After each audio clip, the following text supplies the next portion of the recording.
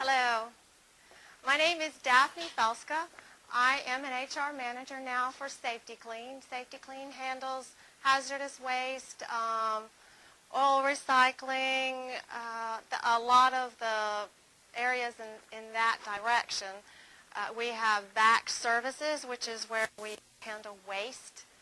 So if someone has a sewer system, some type of company has some kind of sewer system, we would come handle those types of things. So it's a wide variety of items that we handle in the hazardous waste side of the business, including we do have an oil recycling center as well. I've just started with that company, so I actually had to go back through the interviewing process and get this new opportunity that I went through. So I have some fresh experience, and it really was the exact same way it has always been. I have been in HR for about 20 years, so I have quite a bit of experience with interviewing and also on the other side, obviously, as my career headed upward. What I like to do is, I know everyone does PowerPoint, so I kind of switched a couple years ago away from a PowerPoint, and I prefer when I'm in a classroom with people, whether it's a business type of an atmosphere, which I do a whole lot of training in, or I come to UGA and handle interviewing questions from a class like this. I really prefer a whole lot more interaction. I think people get a lot more out of it other than me just sitting here clicking through slides and you listening. I find that people tend to fall asleep a lot faster if you don't participate. So I like participation a whole lot. So I've got basically the process that interviewing goes through. And as we go through it, please feel free to ask questions our way through the journey of interviewing, instead of saving them all to the end, because I find that people usually have a lot of great questions, and then I end up backing up at the end of the course, and sometimes I don't have enough time at the end of the course to answer a lot of the questions. So I prefer you ask them now so that we can have participation and we can get to a lot of the questions that you might have. Many of you have probably already started the interview process. Some of you may not have. If you did go recently to the career fair, you've already started the interview process even if you've never sat down with somebody. The interview process starts the second you send your resume out to someone. So we're going to start at the very beginning. And the very beginning is your resume, because you can't go anywhere if you don't have a resume. So your resume needs to look nice. What's a nice resume? One page?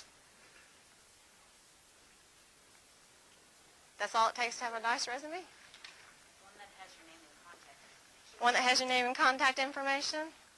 The layout's organized. It's organized? Huh? Fine quality paper. Okay. They can't pick it up? Okay, so she said of fine quality paper. Yes? It clearly conveys your experience and what kind of, I don't want to say who you are as a person because that's too vague, but what you have accomplished in a intuitive way. So it clearly conveys your experience and who you are from a general aspect. Those are very good. What a lot of people think is there's a right way to do a resume and there's a wrong way to do a resume. And you can spend hundreds of dollars today getting the perfect resume. There's no such thing as a perfect resume. It's all going to depend on the person who's viewing it. And we had great ideas.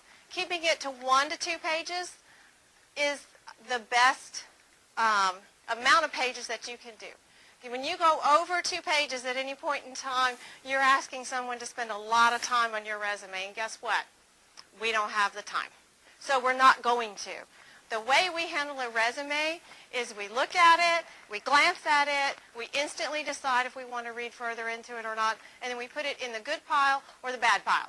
The bad pile just sends out a letter. Sometimes you don't even get notification that we received the letter, depending on what company that you sent it to.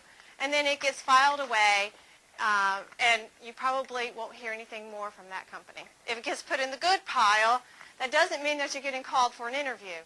It just means I'm going to read a little bit further into it because the first time, I'd probably take 20 seconds or less to look at your resume.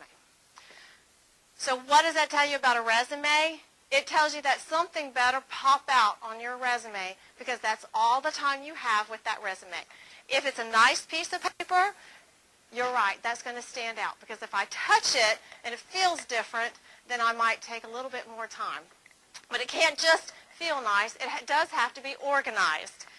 If you don't have it organized, and it doesn't matter which format, there are lots of different formats out there.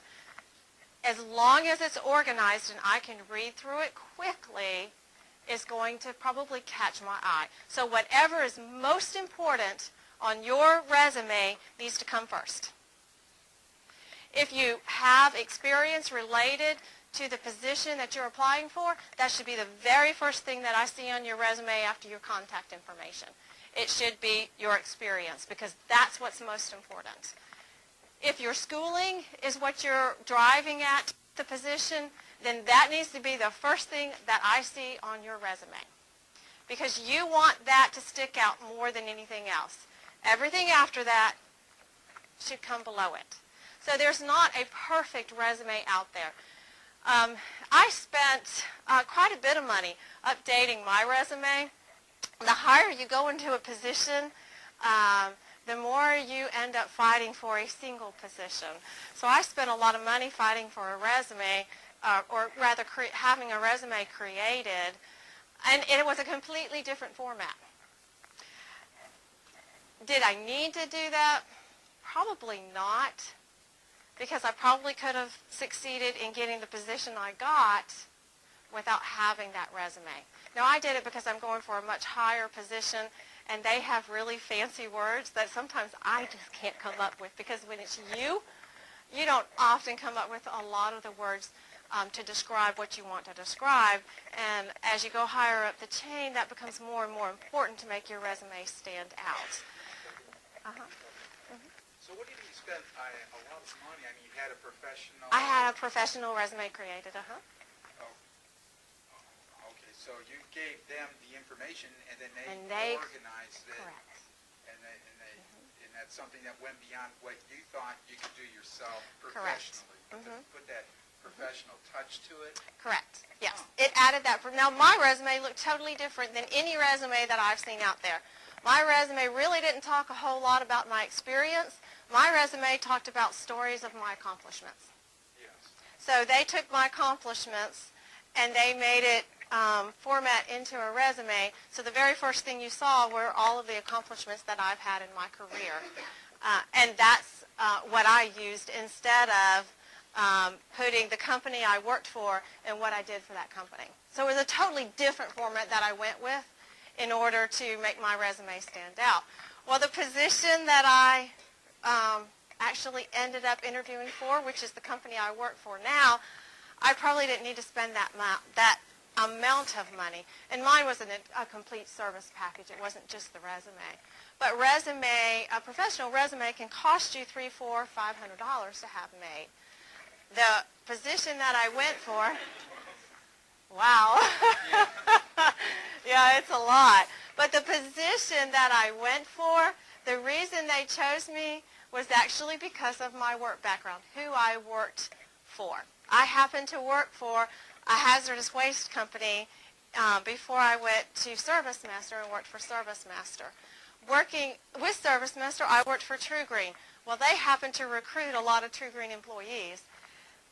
The senior VP of HR happened to work at the two companies that I worked for. So I had it in without ever using an expensive resume. Now, had I known that up front, I could have saved myself a whole lot of money. But, of course, I didn't realize that that job opportunity was going to become available when I decided to create a totally different resume. So before you go and make that type of mistake, not that that is going to be a mistake. If you're not good at writing a good resume, then maybe that is a direction that you can go in. My point is in the end, what got me the interview wasn't a totally different formatted resume, and it was the right format. What got me the interview was information that was in the resume that stood out. So having True Green on my resume, Service Master on my resume, Waste Management, Chem Waste on my resume is what got me the interview, not the style of the resume. So if your resume looks nice, it's on 1 to 2 pages, it's easily readable, so bullet points is best, not long stories, no long paragraphs, and someone can scan through it, and you've hit your highlights. That's what you need to make your resume successful. Everything else is fluff, because really what you're trying to do is sell yourself. So you could put it on a slightly different piece of paper, and that might make it stand out a little bit more than another candidate. A lot of it's done through email, so chances are when someone touches your resume, they're actually touching it through email format.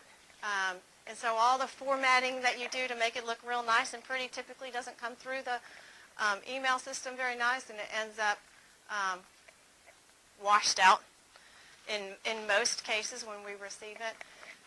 So I wouldn't concentrate so hard on that as I would what's in there. If you have someone who's very good, maybe someone who majored in literature or something, English or something like that, and they're very good at writing, I would ask them to take a look at your resume and maybe changing how it's written, what words are used, to make sure that it sounds the best that it can sound. I wouldn't spend so much time worrying about making it look absolutely perfect, because there really is no such thing as a perfect resume. Questions? So you said to put the most important thing right underneath contact information. So things like schooling and work experience, when would you say you would have an objective statement at the top? That would be maybe the most important part of the resume. Or should I have Objective statements sort of come and go with fads. Right now it happens to be back in style. So you can put an objective up there. I'd be careful with the objective, because a lot of times the objective says something like, I would like to be in management in 5 years. And it's not a wow statement.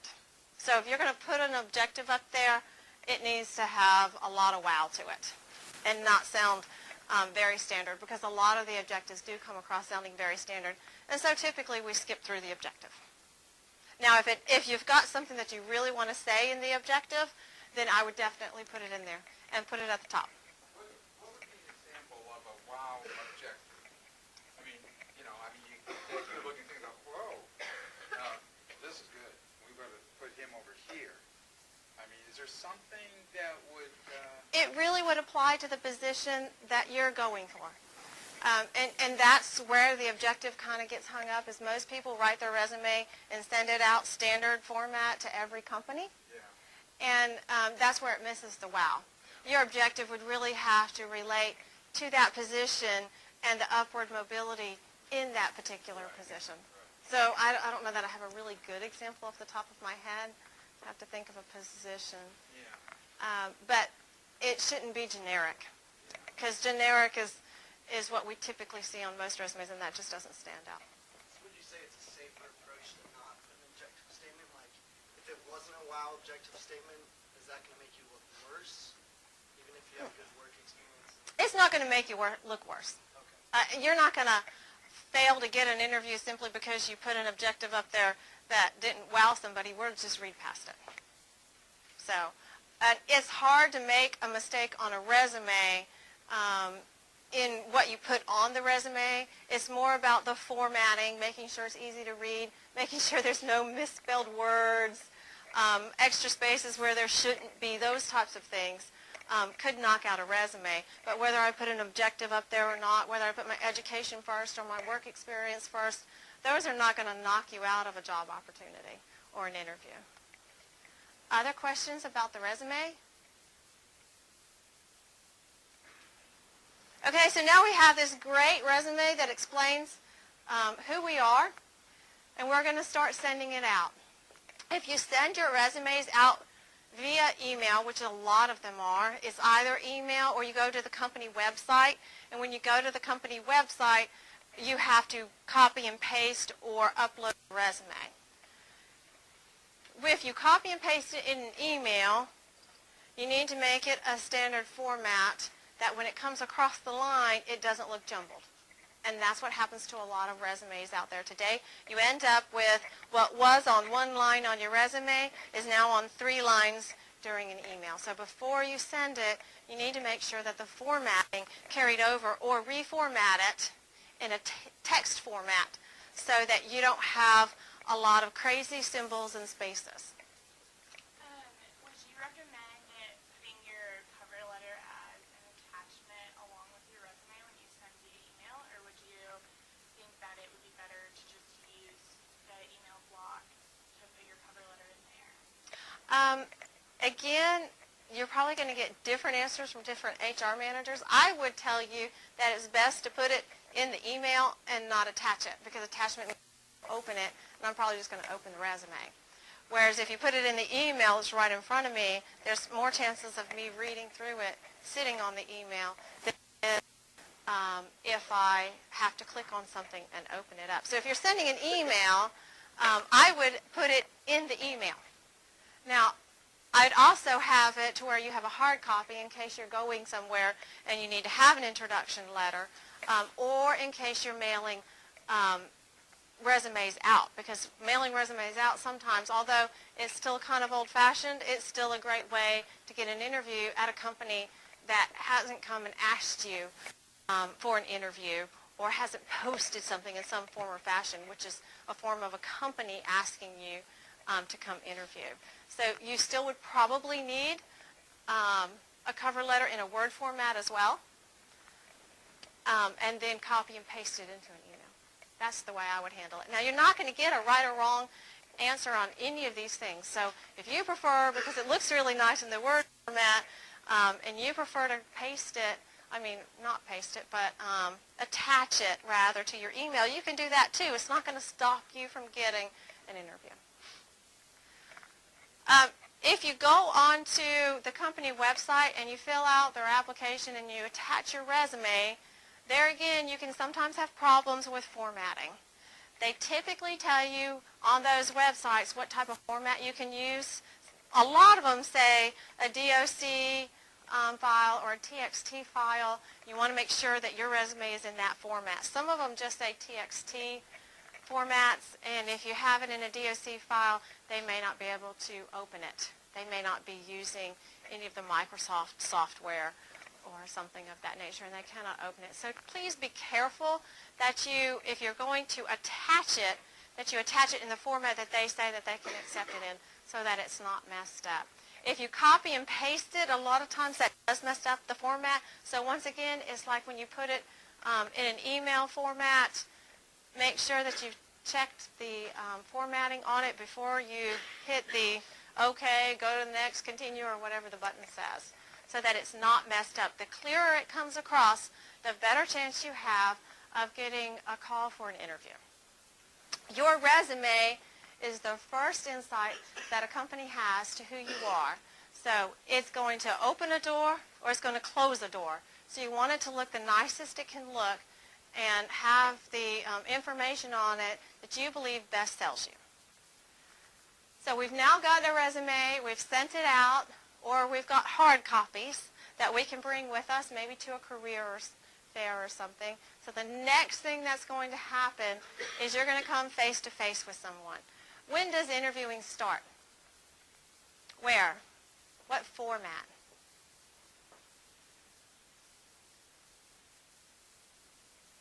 Is it the phone call? Would you please come in for an interview? Is that the only way you get an interview? You can get a letter. Is that the only style of interviewing there is out there? What else is there? Email. Do you have an interview on an email, though? No, I'm more like, okay, so we go and someone calls and we say, okay, we're going to have an interview, and we go meet the individual. Is that the only time that you're actually interviewing? Is that where it starts? At a career fair? Where else? Anytime you come in contact with an individual from a company, that's when the interviewing starts. So it doesn't start when someone asks you formally for an interview. So if you went to one of the career fairs recently, your interviewing already started because you came in contact with a company individual, and they may have talked to you, they may have looked at you as you left a resume, and that's an interview. The one mistake that most people make is they think that interviewing doesn't start until they've been formally asked to an interview. And then they're not prepared because they've already made a bad impression. The very first time I lay eyes on you, I've already made my first impression of you, and that's going to hold a whole lot through an interview. It does through any type of situation. It's just natural to human beings. We make our first impressions of individuals the minute that we lay eyes on them. So if you went to a career fair and you were dressed in, well, I guess not shorts because it's a little bit cold outside, but if you were dressed in a baggy pair of jeans and you looked kind of sloppy, that's the impression you made if there was a company there that you were actually interested in interviewing. That was your first impression. And if that individual is the one that's going to interview you, then that's who they think you are right out of the gate. So it's very important anytime you're going to go meet someone from another company that you look at least decent. You don't necessarily have to be dressed in a suit or something, but you need to look decent. Because an interview doesn't happen just at that formal interview time. It actually happens before then. If you know somebody and they're going to introduce you, you've got an insight to a company, and they're going to introduce you to somebody else. And so let's say they're going to say, let's have dinner, or let's meet for lunch, or you were going somewhere and they were going to come along, maybe some type of internship or something. That's the same as an interview. They're already making a decision whether or not they want to take you to that next level.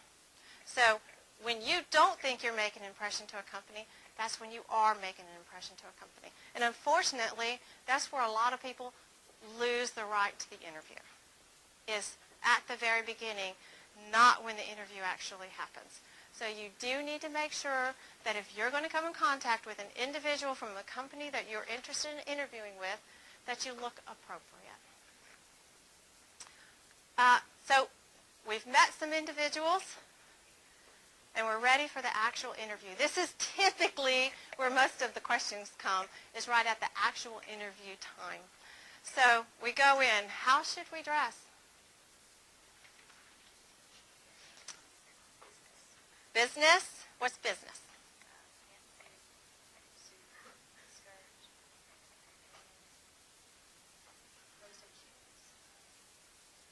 Okay, so she said pants, pantsuit, skirt, dress, something of that nature. Suit and tie. What else?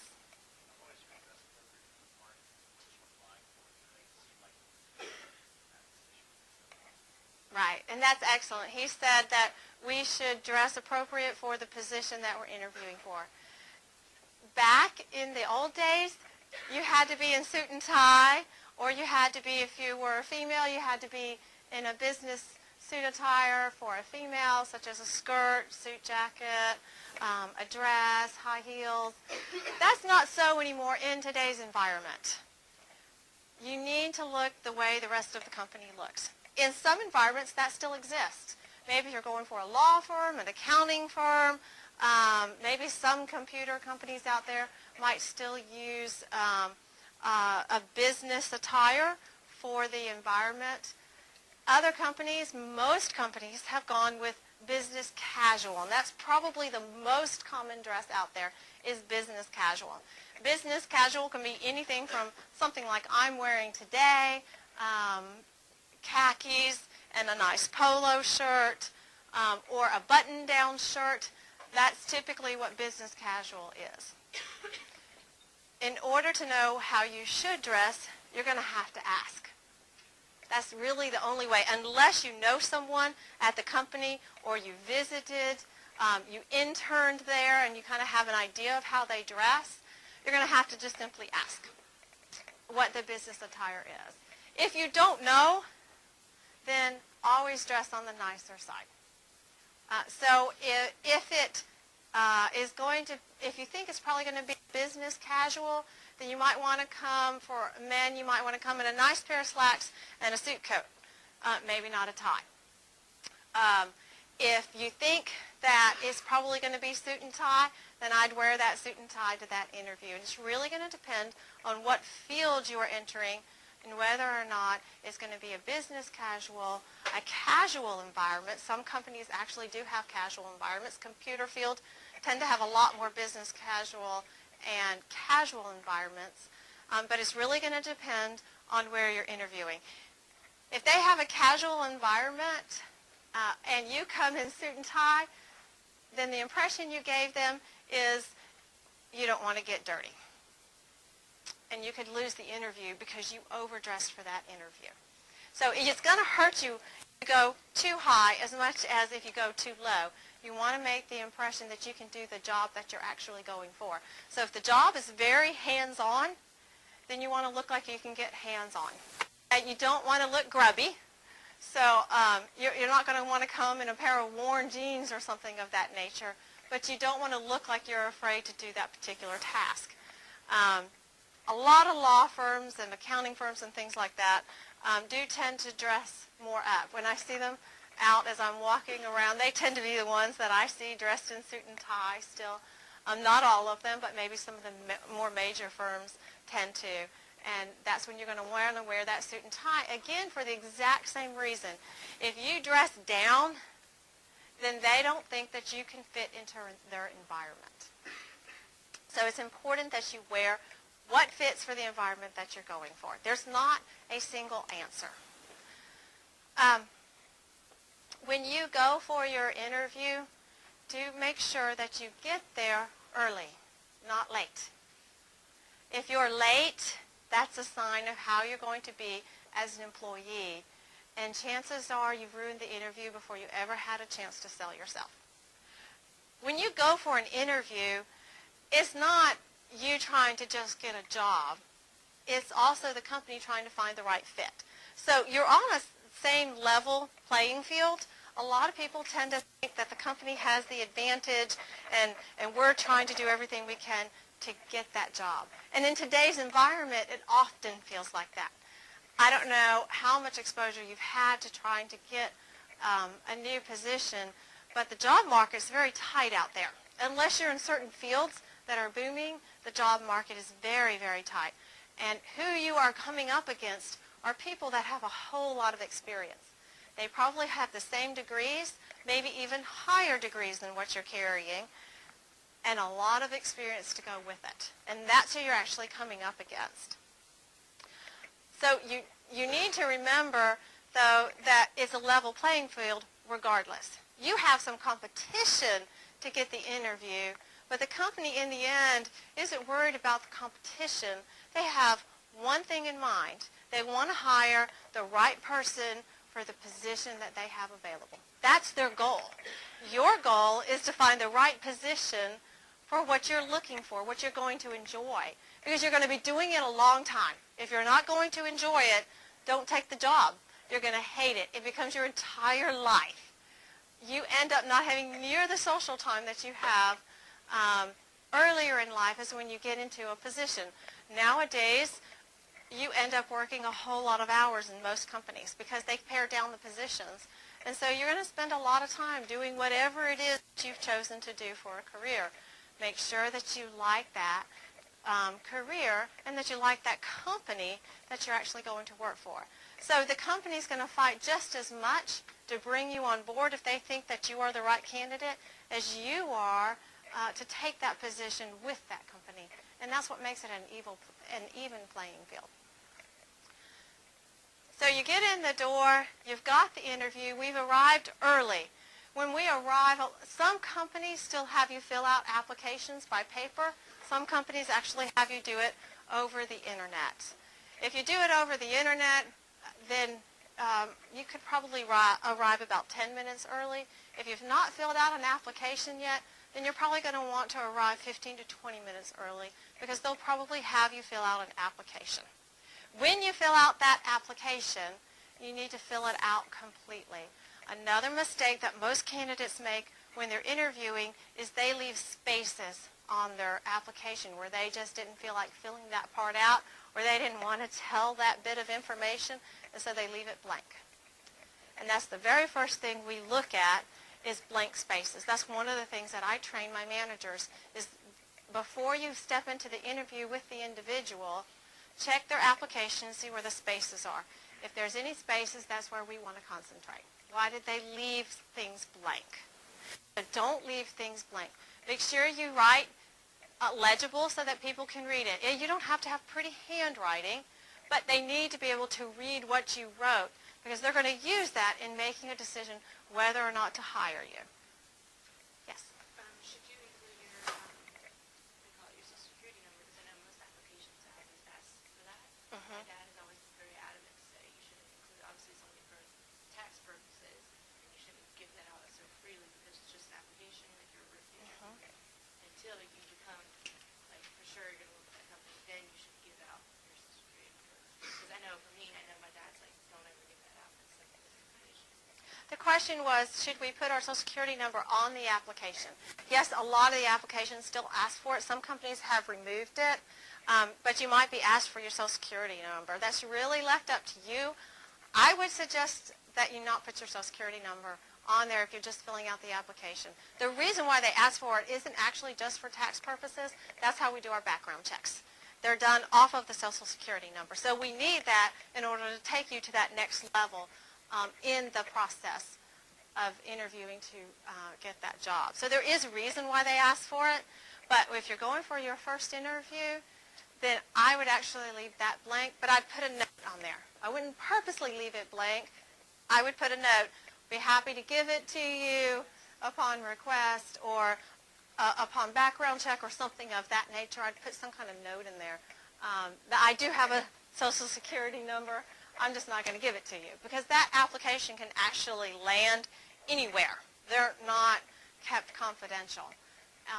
And with today's issues with Social Security numbers and all sorts of things going on, I would not suggest you put it on the application if it still asks for it unless you've actually gotten to the part where they're doing the background check. And in some cases, they don't have you fill out an application until they're doing a background check, which then you need to give out that Social Security number.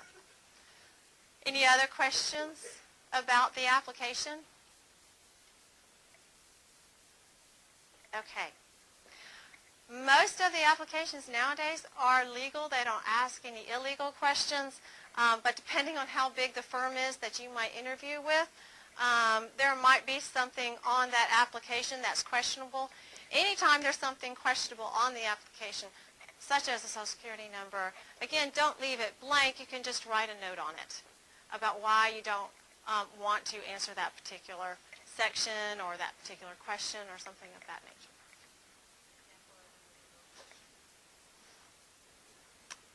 What was an example of an illegal question? Illegal questions can be anything about your race, your sex, your national origin. Are you married? How many children do you have? Things of that nature could be illegal. Most of those have been removed from applications, so they should not exist. What you will receive is a separate form, an EEOC type looking form, EEO form, and that will ask some of those questions on it. But that's for a totally different purpose. It should not be attached to the application at all. It should be a totally separate piece of paper, and we have to have that for government purposes. So some companies are going to ask for that information so that we can track it for affirmative action purposes. It's a legal deal that we have to do per government regulations, but it should be on a separate piece of paper, and it's voluntary. It has no effect on your right to interview or not interview. Is kept completely separate and shouldn't interfere with your interviewing. And that would be the only time that those questions would be asked. Other questions about your applications? Boy, this is a much quieter group than last time.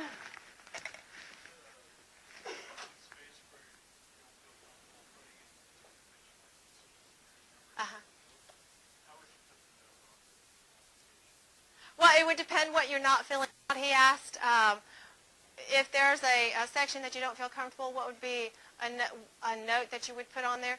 If, for instance, it was a Social Security number, I would just put, "will give when necessary," or "at background check time." If it's I can't think of an example of something that still might sit on a resume. If it asked,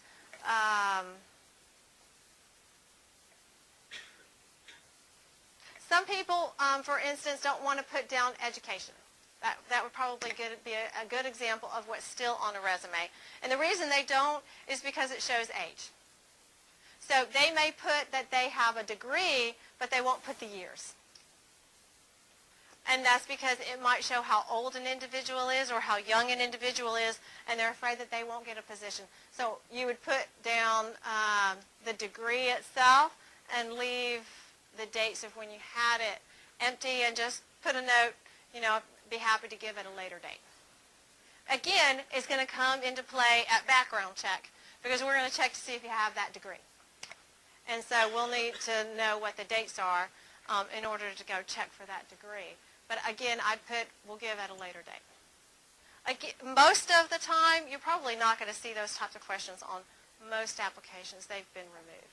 If you're interviewing with a small company, you might come into one that's kind of questionable, but you really shouldn't come into most of those questions. This is a question about the attire that you wear to the interview. How do you go about asking what kind of attire to wear when they call you and say, we would like to set an interview?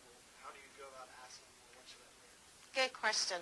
The question was, how do I go about asking, what do I wear to the interview? Usually, when they call you to tell you that they want you to interview, they're probably going to describe the company to you or the position to you, and it's going to be a short 5-10-minute call. And all they're trying to do is make sure that you're actually interested in the interview.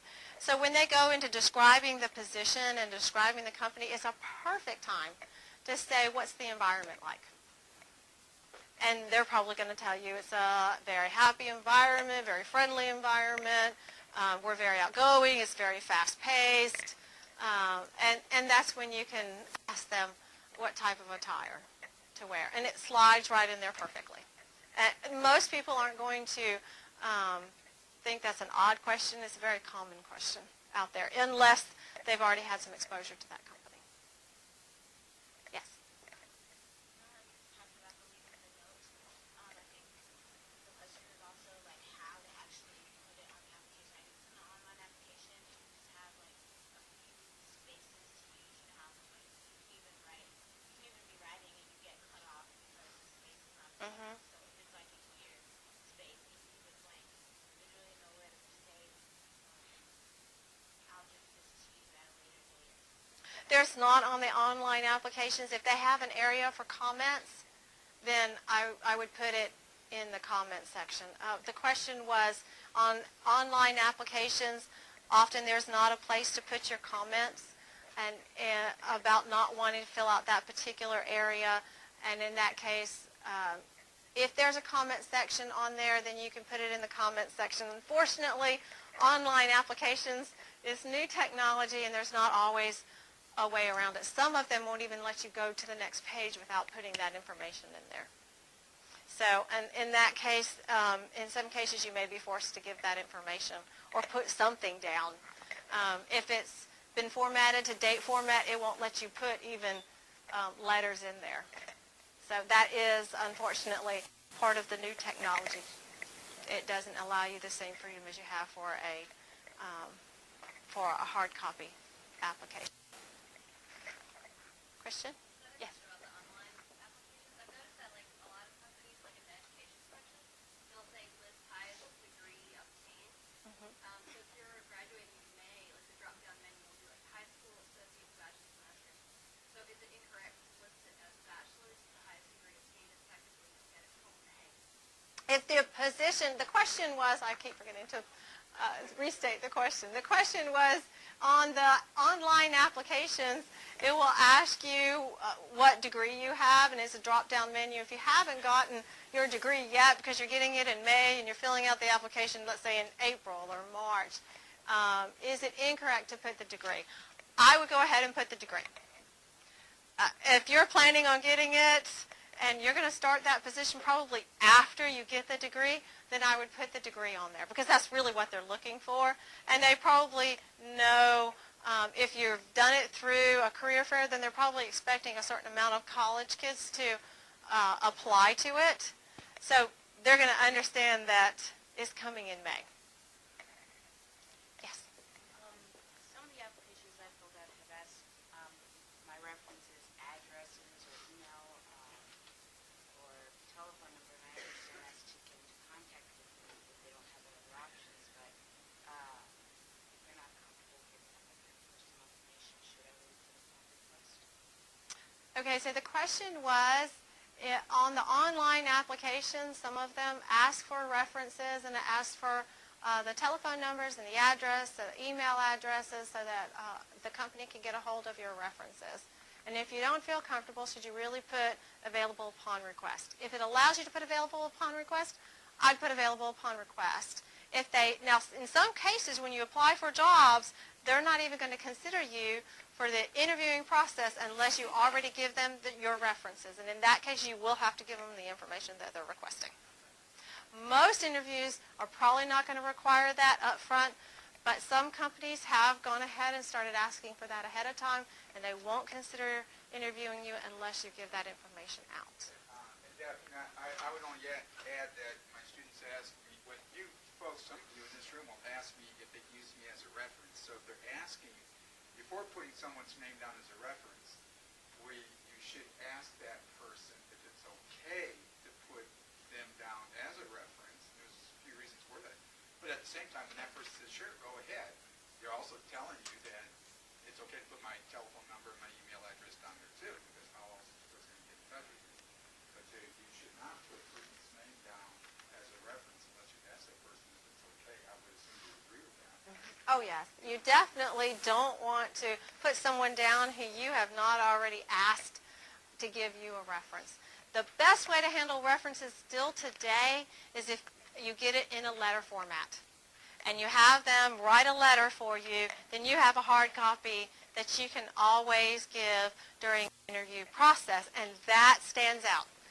That doesn't happen very often, and that says a whole lot to someone interviewing, and that's a wow statement if they can sit there and read references. So if you can get it in paper, that's step number one. If you've gotten it on paper, then they are probably going to be okay with you giving out the information so that the individual can go ahead and contact the person that gave the reference. So if you can get it on paper first, then you can submit that with your resume, and that looks very professional and has that wow statement that you're looking for with your resume. I don't understand. Would it be better to use a home address or a work address? Is it better to use a home address or a work address for the references? It really doesn't matter. Wherever they're easiest to get in contact with. Some people work a lot out of their houses nowadays, even though they have a business address. I know I do that a whole lot. I work in both locations. So wherever they tend to be easier to get a hold of, that's the address and the phone number that you want to give. If their company blocks a lot of emails, then you probably don't want to use their company email address. You might want to use a personal email address, because companies do tend to block a lot of outside emails, and they may not be able to send an email or receive an email or something of that nature from an individual outside of the company. What other questions do we have about that application? Okay, so we go into the interview. We've arrived early. We're prepared. We're probably a little bit nervous. What do we do about our nerves? Have any of you been nervous during an interview? Yeah, it's kind of hard. Some people are very outgoing, and it really doesn't bother them to interview. I typically see those people entering the sales arena, and that's because interviewing is a lot like sales, and they do great during an interview. In fact, sometimes they're the hardest people to interview because they're so good at selling. They can sell themselves as easily as any product, and you kind of use that as a way to determine if they're going to make a great salesperson. The rest of us, it's kind of topsy-turvy sometimes. The first thing you need to remember is what I've already said. You're on equal playing field. They want the best candidate as much as you want the best job to fit what you're looking for and for your lifestyle. So you're going in, you're on an equal playing field. Remember that, because that's going to carry you a whole lot of the way through that actual interview process. If you remember that you're talking to an equal, you're not talking to a manager. They may end up being your manager in the future, but right then now, they're not your manager. They're just a person. It's like if you come up and talk to me after class, I'm not your manager. So you need to remember that. That's going to calm your nerves down a little bit. Most people tend to get uptight when they think about, I'm interviewing with somebody who I might end up reporting to. So nix that thought. Right now you're interviewing with a person. They want to look as good from a company standpoint as you want to look good from an individual standpoint. If you don't like the company, it doesn't matter how great of a fit you are for the company, you're going to turn down the offer. So they're putting on a great show for you as much as you're attempting to do the same for them. Other thing is a lot of people who actually interview aren't in HR. In fact, most of the time when you go out to interview, you're not interviewing with HR. What that means is a lot of them are not professional interviewers. In fact, many of them have not even gone through an interviewing course. So they're just as nervous about interviewing you as they are about you going through the interview. Now, if they've done it for a long time, then they probably have an idea of what they're looking for and what questions. But you're going to end up with interviewers of all sorts and sizes. In other words, some of them are going to sit you down and talk nonstop. And then you're going to walk out thinking, did I have an interview? Or did they ask a question? And they probably didn't. And they probably thought the interview went well because they liked the sound of their own voice. You're also going to have someone who drills you nonstop with questions. You answer a question and here comes another question. And they're probably a little bit more prepared for that interview. You're going to have someone who maybe just sits down and chats with you. That's very, very common. So you sit down and you have a chat and you're thinking, wow, that was a great interview. And the problem with that is you probably didn't sell yourself because it was like sitting down with your brother or your sister or your mom or your dad or your best friend and you just sat down and had a chat. And those chats, usually a company gets a lot of information from, but not necessarily what your best attributes were for you to display. Again, that typically happens from people who are not sure how to structure an interview. Now, you probably are going to come in contact with somebody who's gone through some type of interviewing course and has an idea.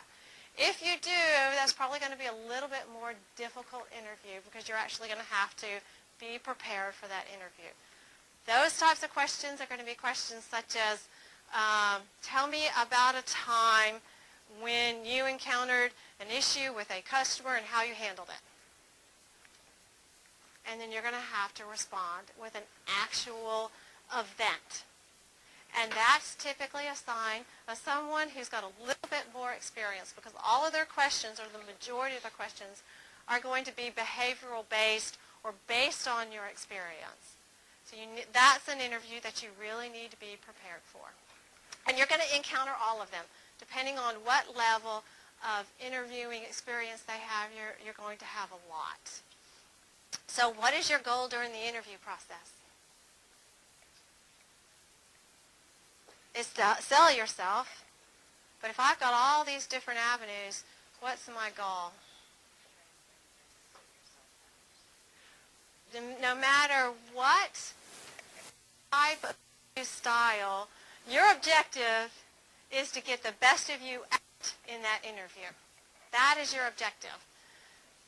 Because that goes into selling yourself. Sometimes you're going to have great opportunity to sell yourself, and other times you're not. So you're going to have to interject yourself into the conversations as people are rambling on. You're going to need to interject yourself. Now, if you're a quiet, shy individual, that's going to be a little bit difficult because you're most likely going to sit back and listen to what they say. And then when you never get called for the second interview or for the job opportunity, you're going to wonder what went wrong.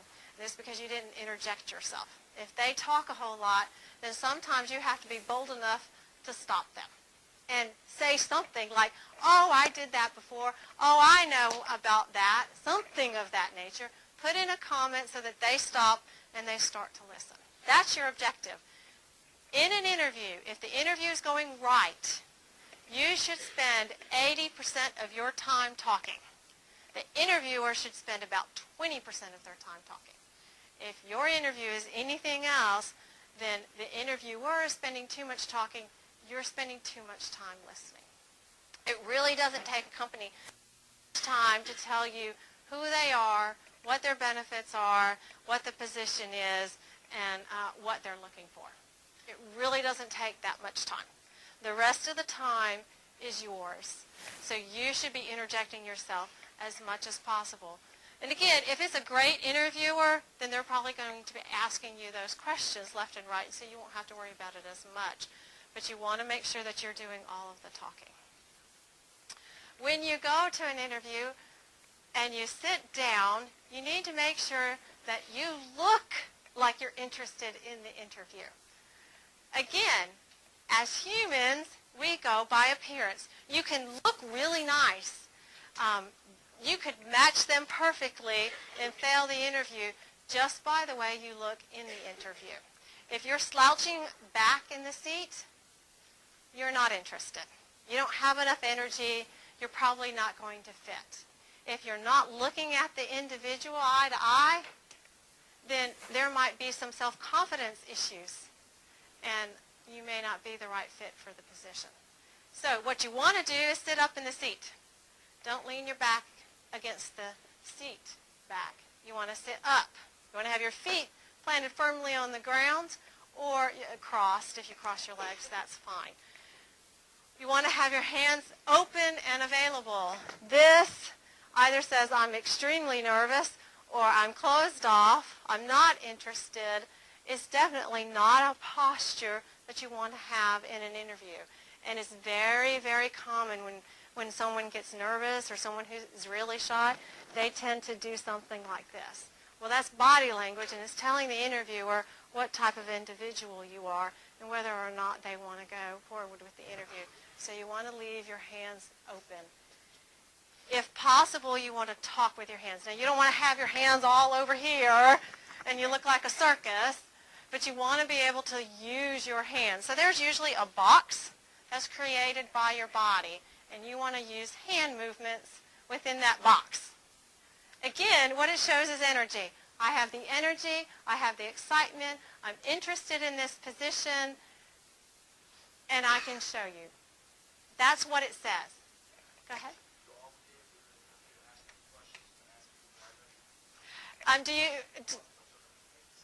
Should you ask a question at the end? Is that what you're asking? Uh-huh. Okay, so the question is, should you feel obliged to ask a question if you don't have any questions? That's a great question. You should have a question. You should have a question. You should come prepared. Because, again, what that shows is you're not really interested in my company. You're basically just interviewing and hoping you get a job. And that's not what I want. I want a person who wants my position that I have available. If you don't ask a question, then you didn't research my company. And there's lots of basic questions that you can ask, so you can have some ready that are just standard questions. You can ask about their financial status.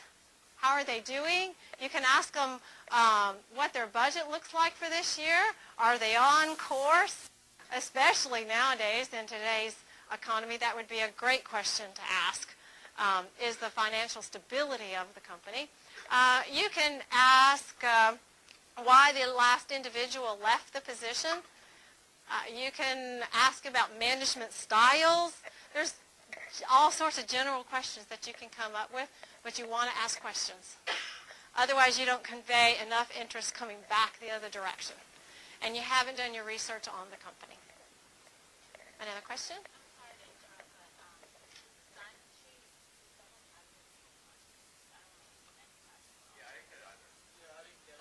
Sign-in sheet? Did it stop somewhere?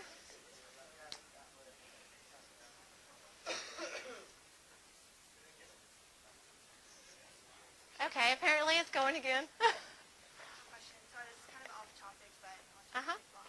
Okay, so say you have an in, to a company. Mhm. You're going, basically it would be a really great opportunity for you just to meet and greet, but it can lead easily into an interview later down the road. Mhm.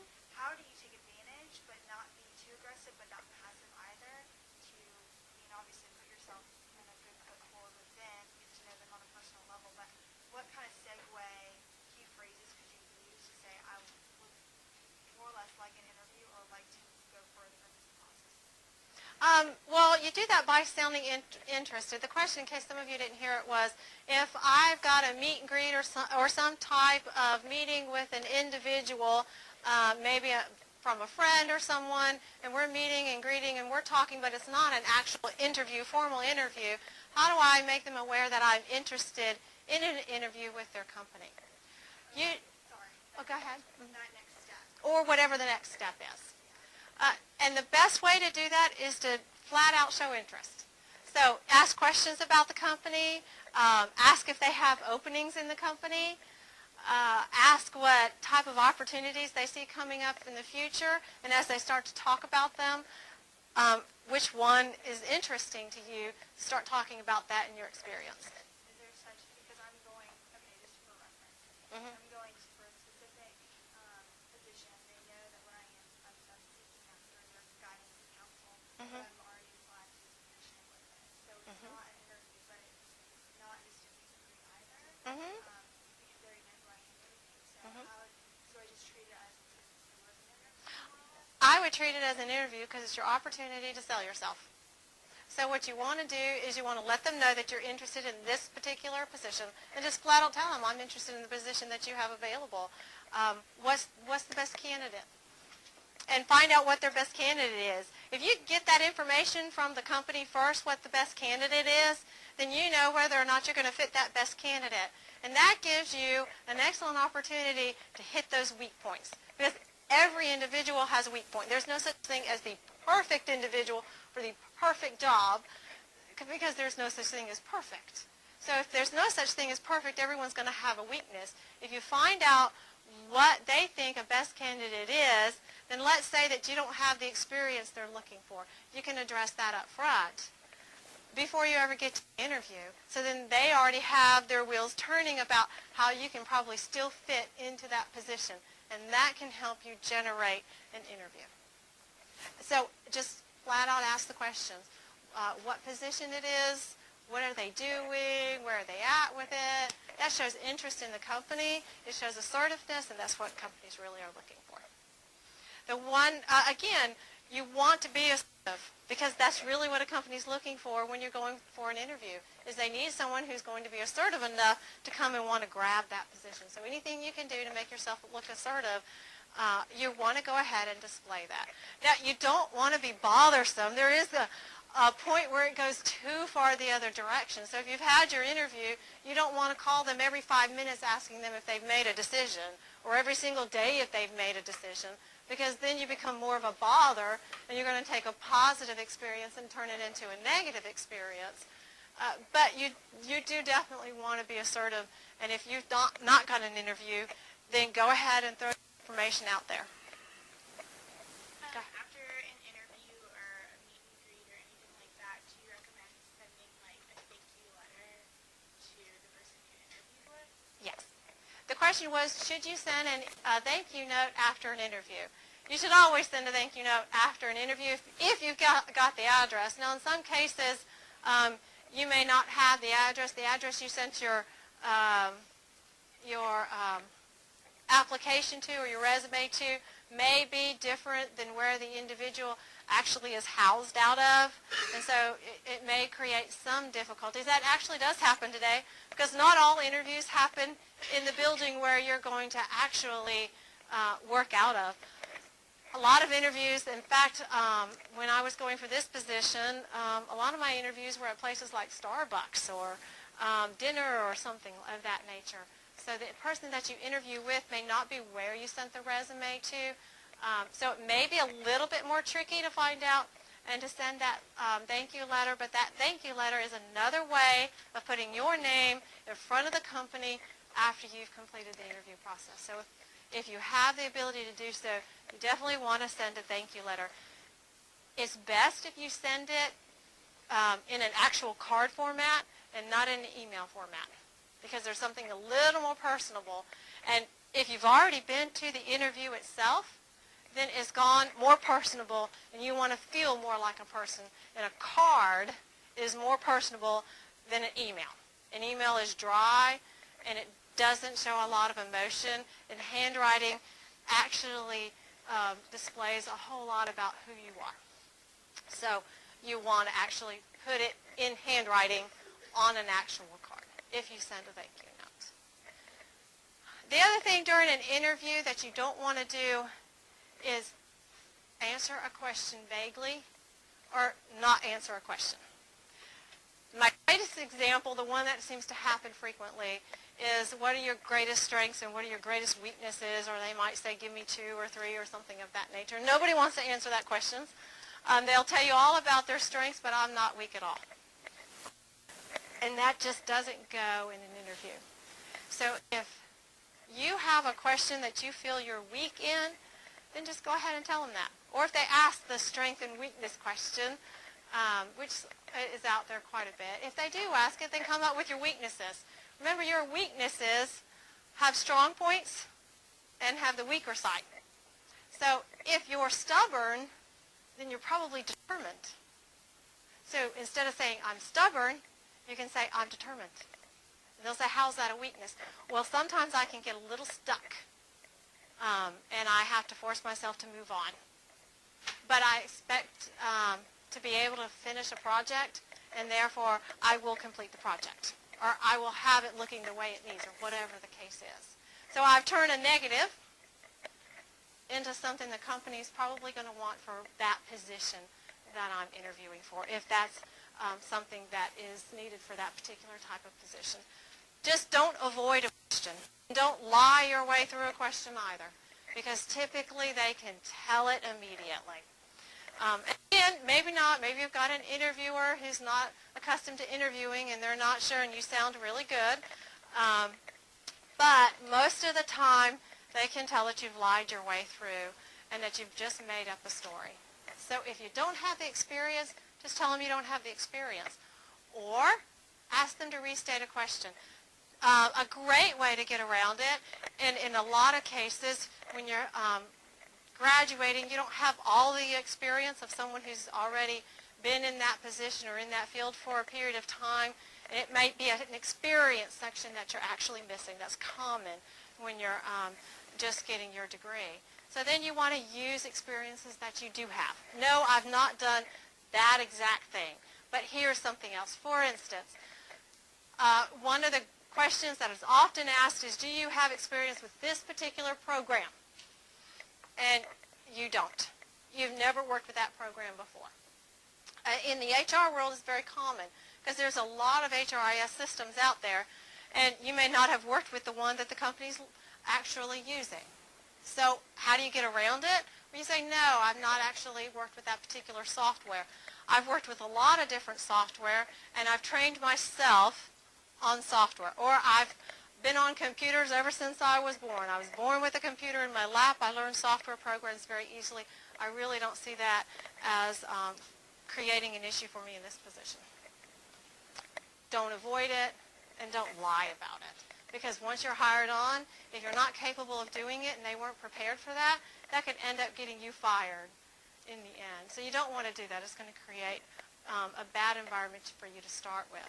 If they know that you don't have experience, then they're going to be prepared and they still ask you to come on board, then they know that you don't have the experience and that you're going to need some training in that area. And that's what you want them to know, because then you're going to have the best experience you can have at the company. So that would be a very critical area during your interviewing. Make sure you answer all your questions. Make sure you answer them completely. And then make sure that you also don't ramble on. And I kind of forgot the rambling on section. When a candidate starts talking about themselves, often they ramble on past answering the question. And you don't want to do that.